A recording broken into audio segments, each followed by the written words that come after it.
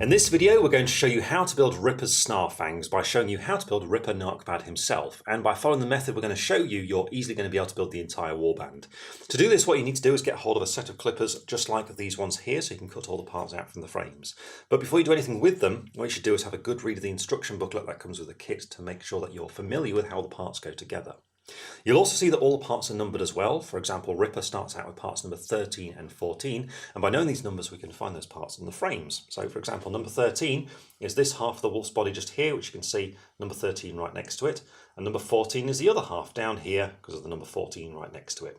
So what we need to do is start out by cutting these two parts out from the frame.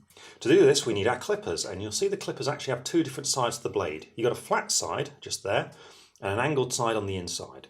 Wherever possible, you want to make sure you've got the flat side right up against the part that you're cutting out to ensure a nice smooth cut. So to do that, all you need to do is turn the part around on the frame until you can access it safely. So for example, with part number 13, we just need to locate that. There we go. We'll start out by cutting this one here on the hind leg. Just turn the frame round until you can access it easily. Put your clippers right up against the part like that, and then just snip through. Easy as that. Then it's just a matter of working your way around until the part comes loose from the frame.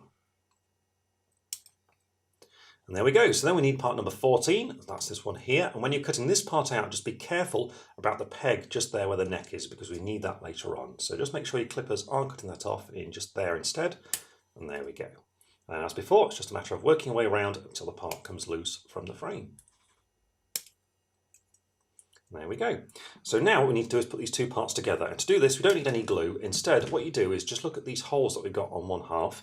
You'll see the other half has pegs on it, and all we need to do is to line those up. So just take your time getting those together like that, just lining up the back one and using that to move the other ones into position.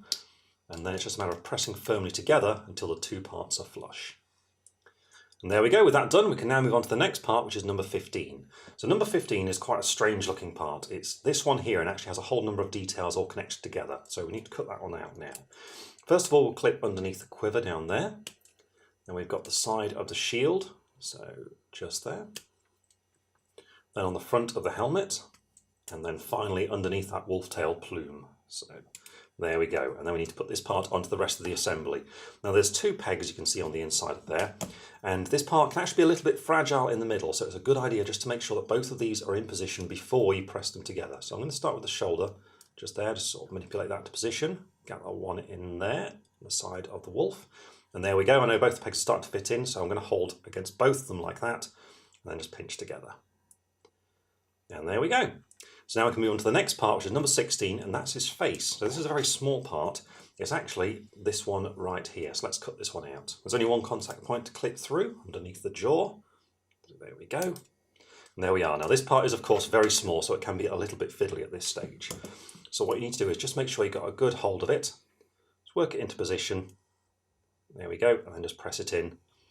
And there we are. With that done, all we need now is the miniature's base. So this is the final part. Easy to spot this one because the giant spider, it's number 17, is this one right here.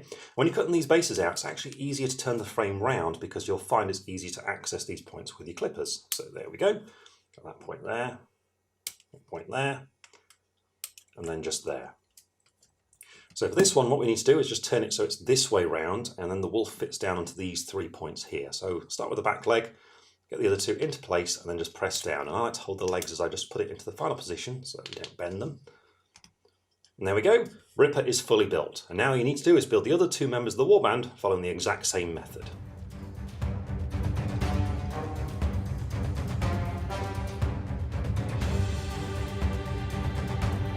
And there we are, Ripper's Snarfangs are now fully built and ready for action, ready to start prowling on their enemy and striking when they're at their weakest. So when you're building these miniatures, the real key thing to remember is to make sure you always read the instruction booklet before you do anything. And this way you'll only cut out the parts that you need when you need them, and you'll know exactly how they go together.